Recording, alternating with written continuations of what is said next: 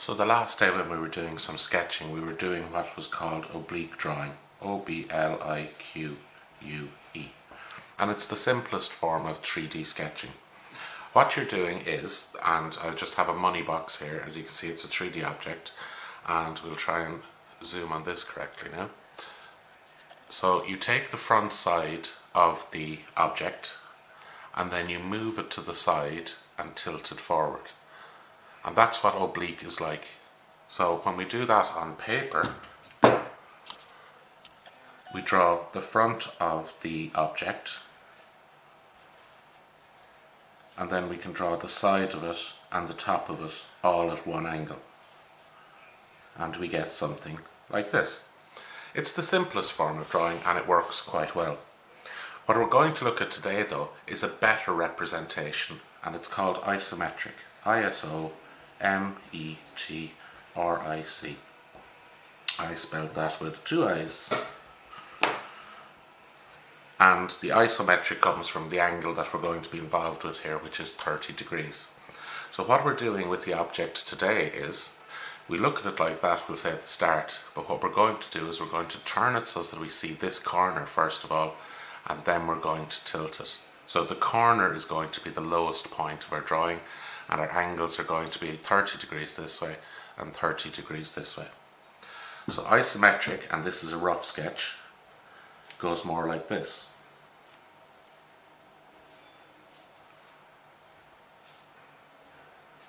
And it gives you a more pleasant view of the object. Something more like what we would see. So this could be the front, this is the side, and this will be the top. You could have this being the front, and this being the side, and this being the top. One of the important things here is that this angle here is 30 degrees, and this angle is 30 degrees. Now you can buy isometric grid paper or paper with very faint lines at these angles on it, but I know that you may not be able to go out to the shop and check that out at the minute. And you can also print it out, but you might not have access to a printer. So I'm going to show you cheat ways of doing it that will approximate it close enough. So the quickest way, but the least accurate way, is to take a horizontal line and draw a vertical line to that, and then draw lines that are about halfway in between those two. So at that angle there, which is 45 degrees, and then it's 2/3 of this angle. So you could take a line down here, break it up into 3 equal sections, and then this is your 30-degree line here. That angle there is 30 degrees. Now this is the least, this is the way I kind of say you can do it if you were doing it quickly. So you could do very quickly, go 45 degrees is that way, and then 30 is about down here. There's 30 degrees. It's quick, it's easy, it does the job. There's a nicer way that gets you a much better result. Again, draw a horizontal line. I'm going to draw most of the way across the page. I'm going to pick where my corner is going to be, the bottom corner. I'm going to measure 100 millimeters either side. So I mark 100 there and 100 there. And then I draw light, again always light lines when you're setting up. Light lines up, and I measure 58 millimeters up those lines. And we have to kind of shorten the ruler here. 58. And then if we join that 58 point back, that's 30 degrees. Now that's as close as you're going to get without using a protractor. If you have a protractor, you can do better, and then you have your vertical line in the middle. And this becomes the bottom corner of your object. So that angle there is 30 degrees. This distance is 100 millimeters, and this distance here is 58 millimeters. It's the same on this side, because we do want both lines going back. Now if you did that at the start as your setup, everything after that then, all lines are either parallel to this one, to the vertical one, or to the line going this way. So we're going to try that now with a simple object first of all. Again, we're going to go with our L-shaped object. So I'm going to draw a line here, pick a point that I want to be my center. This will be the lowest point of the drawing. Mark over 100, 100, do 3 vertical lines, one at the middle and one at each end, and I'm going to measure 58 millimeters up each line. Well, up the 2 end ones, apologies, not each one. And this is my line going to the right, so that's going to be the front in this case, and this one's going to be the side. Now all of my lines are going to be parallel to those 3 lines. This one here, this one here, and this one here. And I'm going to use my ruler as a guide. Again, we're going to cheat on this, the freehand bit again. So I'm going to have the height of the front. So I'm going to draw, we'll say, I'll draw the side here and I'll draw the front here. So I'm going to come up that height and I want a parallel line. And then I want it to come across and then straight up here. So I want to go pick my distance across, straight up. Now this may go off the page, no it may not, it will. So I'm going to draw it a little bit shorter so that it doesn't go off the page. This is one thing about isometric, you quickly go up the page. I really should have started down lower. So I'll just mark a distance there and draw my vertical line there. And then I want to go straight across again. And then I'm going to come straight down to meet this bottom line. So you should be able to see my L shape here. And this is our side of our object. Now, to do the front of the object, all of our lines are parallel from those points, parallel to this one. So I'm just going to go across, across, across, and across. Now I'm going to do vertical lines. I'm basically going to trace this shape on this side again. So I'm going to pick a distance, that'll do. And now I want to do parallel lines to all of these. So that one's parallel to that one. Now I need a parallel line here from there. And that coincidentally ends up right on that point. So that's up to there. That's just the way, that's a pure accident. If I had done this line slightly longer, I think, or if I'd done this line slightly longer, it would have ended up. But if I didn't, you do parallel from there up until you hit that one, and then from there we go parallel across here. And there's the outline of our object. Again, if you wish, you can get your pen, come back and draw straight lines. Now one thing I did notice someone doing, and it's a bad idea to do with a pen, is they were kind of going dashing lines like this with the pen. That's not a great idea. I mean, you'll get away with it, but if you try and do a continuous line, it'll look better. And again, notice the way I'm trying to do all parallel lines at the same time, so that my wrist and my arm get used to that movement.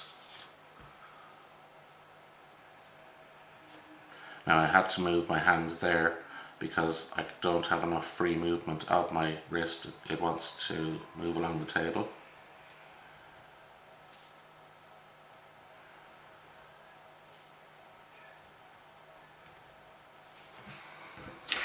And only a few lines left. Now you might have to go a little bit slower than I'm going here, depending on your ability. And I'm trying to make this video not too long. So there we go. We have our object. We can give it a bit of shade if we want to give it some sort of texture. So I might color this in a little bit heavier.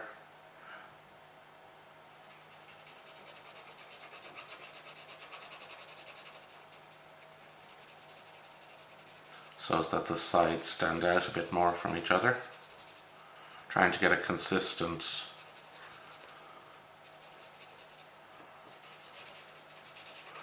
and remember you can smudge that if you want a little. and then maybe a very light shade on these surfaces. I don't even know if this will be noticeable to you. I can just see the pencil marks just on those two surfaces, and that's like as if the light is shining down. Those two should be a little bit brighter.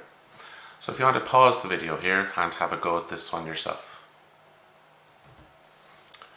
Okay, so we're moving on from that now. I took the liberty to just set this up beforehand so I wouldn't bore you, but remember it's 100 off this side to the side and 58 up, and the same on the other side to give you those 30-degree lines to help you start out. So what I want to look now is circles. Now, circles, when you look at them straight on, are an actual circle. So if we looked at a circle straight on, we see this shape here. We see an actual circle, and that's great. That's handy. But if we're looking at it at an angle, a circle that starts off like that is tilted, and it becomes what's called an ellipse. Whoops. So ellipses are like as if you're looking at the circle at an angle, and they tend to be more that shape. They're flatter on the ends, even though the width might stay the same. So how can we draw those reasonably well in an isometric drawing so that they look good?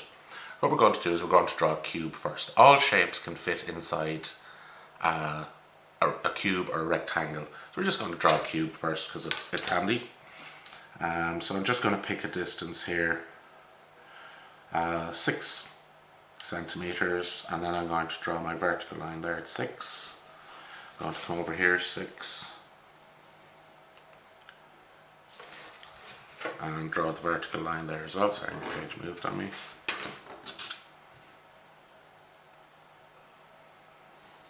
And then I'm going to measure up that line 6 centimeters as well, or 60 millimeters, and draw parallel lines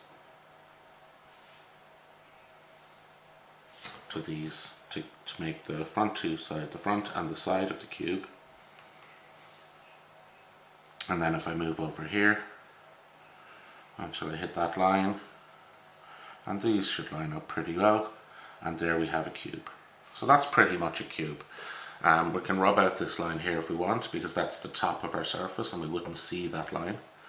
But if we wanted to draw the inside of a cube, we could draw that line in there, and that should look to you like this is the front edge of a cube that's tilted. So let's do circles in it. So what you want to do first of all is do a cross in each one. We're going to do the top one first. So we do a cross.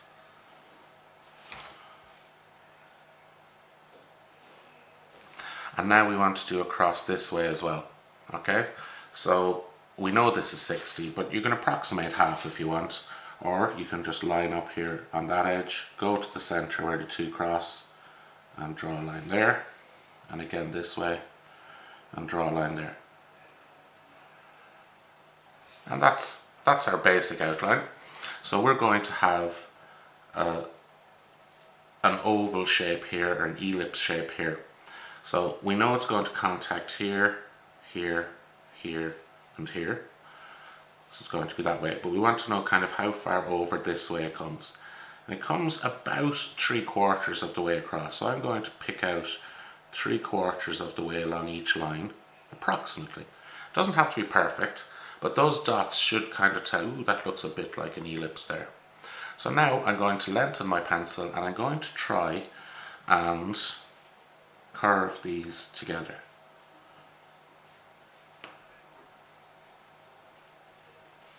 Now I am not good at this, I will admit. And so maybe I shouldn't lengthen my pencil. What I have found is that the curve stays along the line a lot closer than you would think. You might think that you should go straight in here, but in actual fact the curve stays out a lot closer to the line for a lot longer. Or that's what gives the best results anyway. I'm turning the page around here the whole time, so that I can get the most out of my wrist.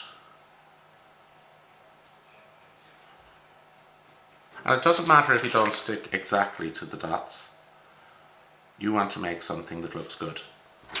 So there we go. It's not perfect, but it's not too bad. So when I'm doing this out heavy now, I'm going to do the bits that I can see that are quite good. I like this curve here. This is very good. I think that's bang on there. and it seems to be quite good around there. So I'll start off by making that bit heavy anyway. I'm doing this a bit slower because it's harder to draw a curve. Now I'm going to try and work my way around and keep a continuous curve if you can.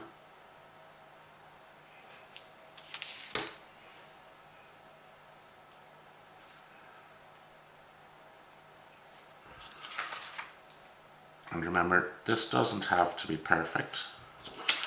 This is all about sketching, so it's supposed to be giving you a representation of what the thing will look like, not the actual drawing. If you want to do the actual drawing, there are other methods for doing it. So there we go.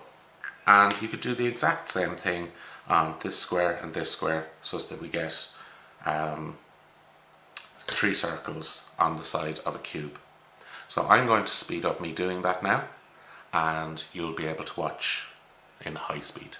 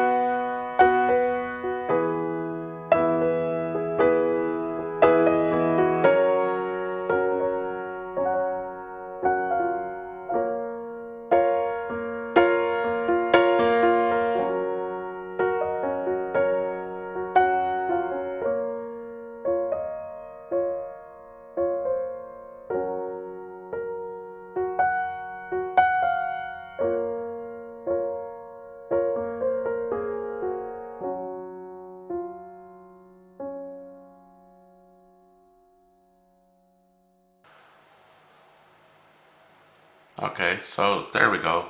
Tried to do that pretty fast.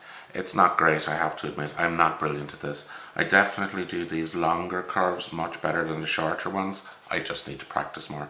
Try to just fill in a few lines and make it look like they were cylinders all meeting together. Okay, so I'm going to show you a thing now. So what I think you should do is definitely draw out the cube and try one of the circles on one of the surfaces. Do all 3 if you feel you want to, but you should definitely try and do one circle. So pause the video here and try that yourself. And what I'm going to do now is actually want to show you what a cylinder is like.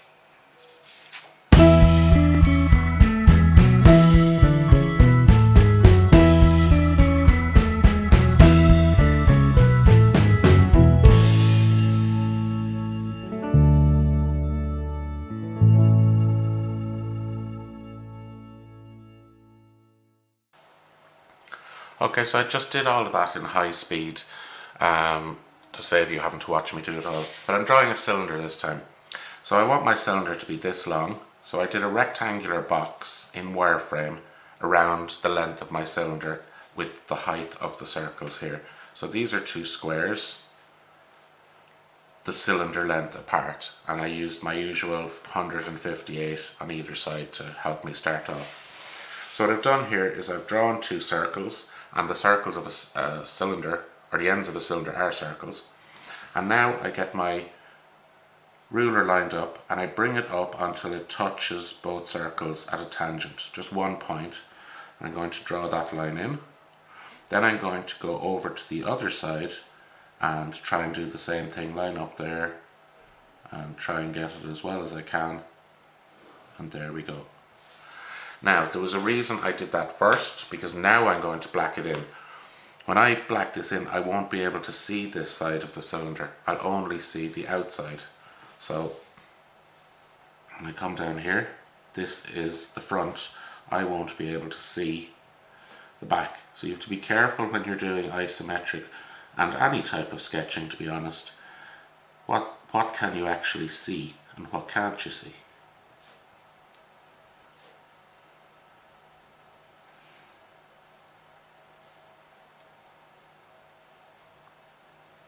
I think the circles on this cylinder I did a little bit better job as well. I'll just show you that when you are practicing, and I don't practice enough sketching, I tend to use SolidWorks for this type of thing. It's a computer program that allows me to model in 3D. It's something that you can get to use if you go on to do your Leaving Cert in this, but you don't have access to it now.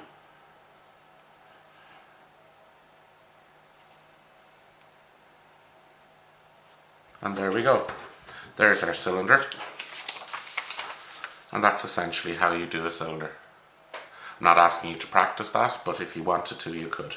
And don't forget, when you're doing these things, you can always come back with a rubber and rub out what you don't want people to see. You mightn't want them to see all of this SketchUp and the setup for the whole thing. You might want them to think, wow, this guy can draw freehand amazingly. So that's a cylinder. So, using what we've learned so far, let's get on to something a little bit cooler or more fun. Okay, so what I'm going to show you how to do now is something like this. So this is my name, Owen, and it's done in isometric, and we're just basically going to use a grid to do it. So the first thing we have to do is we need to work out what the letters are going to be. So basically we're going to do a grid like this.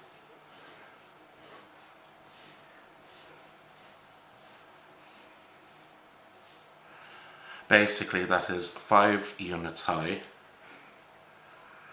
and then for most letters it's 3 units across. Now that's not always the case, and I'll put this up later on as well, but you can see here I've done all of the letters I think that everyone in the class needs. I've left out a few, but some letters like M need 4 squares across, and I would need only 1. We'll look at this a little bit later on, but most letters just need 3 squares to make them.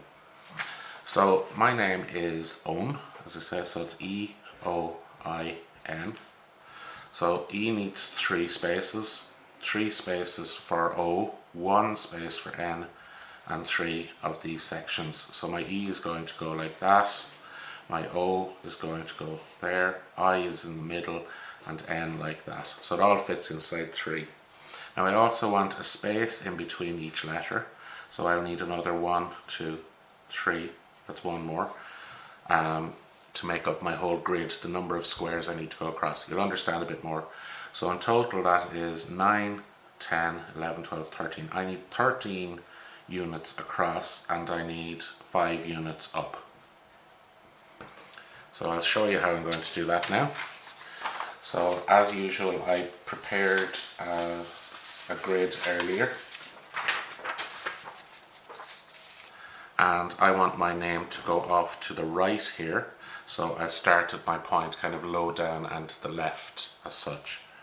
So I need my ruler now, which I'm going to have to hide under all my pages. So I want my vertical line here as well as per usual. I left that out accidentally. And I want 5 units up that. So I'm going to use centimeters. You could use 5 millimeters, or if you've got a huge page you could use 20 millimeters. But I'm going to use 1 centimeter or 10 millimeters.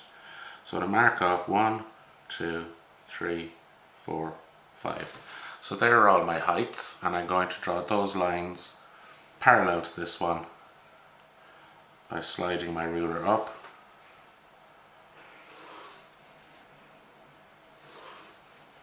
And doing a line at each one. Now I do need a line going this way, and I have it at the bottom, but I need it at the top as well. So I'm just going to do that there. Now, as I said, I need 13 spaces going along this way. So I'm going to measure along the line, and I'm going to mark off 13.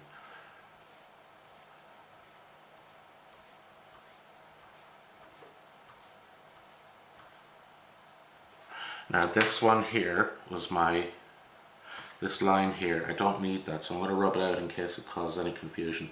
But that's the line I used when I was setting up my 30-degree line, so I came out 100 and up 58. So I don't want that line now, so I've rubbed it out. And now I want to do vertical lines at each of those marks. Now we only need to go above this 5th line here, or go up to it. Now pretty much everyone is going to have more than 4 letters. And Pa, if you're doing this, don't do more than just PA. Make an effort to do your second name as well or something, or just do your second name. But doing PA is really lazy. Right, so now I can get my pen out and I can outline those letters as they go across. Now I need to do this carefully, and if you're not sure what you're doing, you might want to use your pencil first of all in order to do this. But I'm pretty confident I can do it without making a mistake with my pen. So I'm doing my vertical lines first, again, so that my wrist is getting familiar with that direction the whole time. So there's the E. Now I want a space, so I'm going to skip one, and it's O then next. And again, remember, check out the page I'm going to have at the end if you're not familiar with how to do the letters.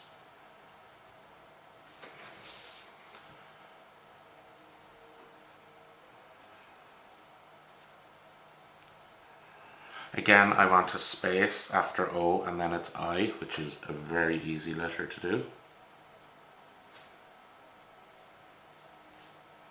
But we're going to make up for that with the next letter, which is N. Okay, N is a little bit tricky and takes a little bit of thinking out. So I can do my vertical lines at the end and this end as well. And I know that it goes across here, here, here, and here. And if you're unsure, do it out rough on a piece of paper first of all. Now I want to join this point to here. Isn't that what I want to do? But sorry, I want to join this point to this point, so it's going to go like that. But it's going to hit this line here somewhere like that. So I need to come down that far and stop. And it's the same. This point goes to there, so I draw it up, but I stop when I hit that line because I want to draw in my 2 points like that. And that's it. That's the basics of it done. So now we just need to make that 3D. So we need to do our lines off to the right. So we want to line up with this guy, and we're basically going to do lines at the top of the letters here, lining up.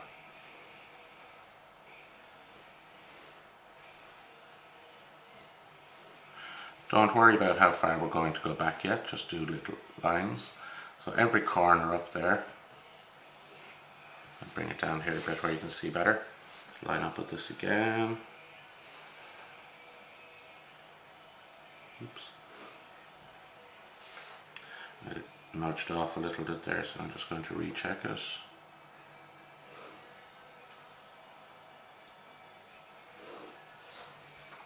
And that's those top ones done. Now the bottom ones, they go off at the same angle as well, but because we've done squares, it's actually one corner to the next corner, so it's not too difficult. So we can do just lines here at all of these bottom corners that joins up to the other one there. Now we need to decide how far we want to go back. Now I'm thinking 3 centimeters or 30 millimeters, so I'm going to mark that. And now I'm going to copy this shape, as in straight up and straight across, with my pen. So up to that line, and then across here. And that's it, we're almost done. We just need to mark in those lines again. So again, I'm going to, and you'll start to see the letters take effect.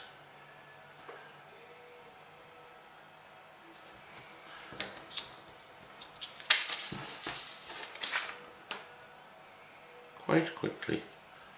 Obviously, the more letters you have in your name, the slightly more difficult it is.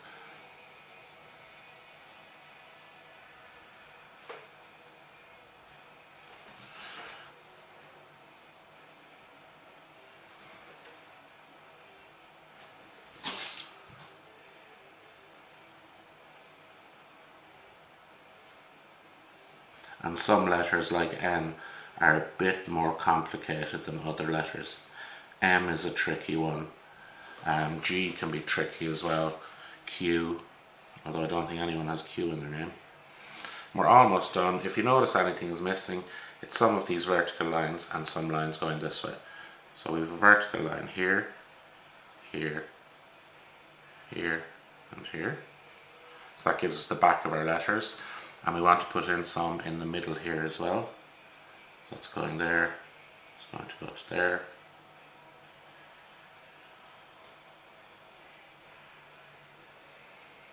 And that's it. You're done. With my colouring pencils, I got two different blues. I got a lighter blue and a darker blue. So on all of the front surfaces here, I put the light blue, and then on all of these surfaces, the ones that are going across the top, or the top-ish surfaces like here, here, and here, I did the darker blue. So it gives it a kind of a depth. For this over here, I used 3 colour pencils. This one was kind of a reddy colour, orange, and yellow. So I did, we'll say, about a third of red, a third of orange, and a third of yellow, and then got my finger and just kind of rubbed them a little bit to get them to blend through, and it kind of looks like fire rising off it. And then finally I came along with my rubber and I basically rubbed out around the edge where you can see all of these lines here, because we don't want to see them. You could get a scissors now and cut that out around the edge of it and stick it on your wall or something, or make it the centerpiece of another piece of art that you want to do. So I'd like you to try that with your name. So basically today we have covered isometric drawing. We have looked at how to create a grid first of all, using the 100 millimeters across and then 58 up. That gives us our 30 degrees this way, 100 here, and 58 up gives us that way. So try this exercise first of all. I'm not asking you to do a full 3 circles, but you should definitely try 1 circle. And if you don't like this exercise, you could always try this one instead, where remember we drew a rectangular box first of all, drew a circle on one end, a circle on the other, and then outlined it. Remember to leave this bit of the circle unseen. And then finally, you want to do something like that with your name and get it looking nice. Thank you very much for watching. I hope you've enjoyed this and I hope you're learning something from it, and it's a bit different from what you're doing in normal classes. So this is the page of letters. So I would recommend that you, if you don't know what you're doing, pause the video there, look at the letters that you're going to make up in your name. One thing I did want to point out here, you can do this with curved letters. So what I've done here is cut the corner off. So that in your piece here, it's like as if you were going from here to here. It'll give you extra lines to do, but I think for some letters like B, C, and D, G there, it adds to the kind of curviness. It makes them easier to see. If you didn't do it with the D would look exactly like an O. The B doesn't look too bad with it. What other letter was there as well? Was there another one? No. Just be careful if you have M in your name. It needs 4 squares. Okay, pause the video there. Have a look at those and check it out and have a little bit of fun. Goodbye.